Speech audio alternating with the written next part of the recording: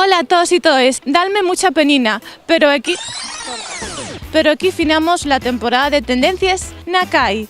La verdad es que fue una buena temporada, tuvimos de todo. Tuvimos a un señor que vio una bola de fuego aterrizando en el Parque del Entrego con unos raros bichos. Un marciano, no, vi una nave naranja redonda que parecía como una nave y de repente levantóse las piedras y tenía yo sobre 7 o 8 años, aunque pueden ser monstruos o raros bichos.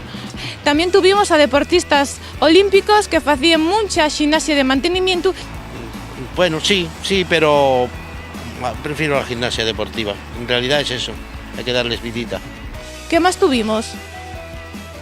Ah, y un señor que dijo en Xixón, voy a atracar un banco. Como no consigo un trabajo, voy a pegar un palo en un banco. Sed felices y disfrutáis mucho. Vecinos, ¡chao!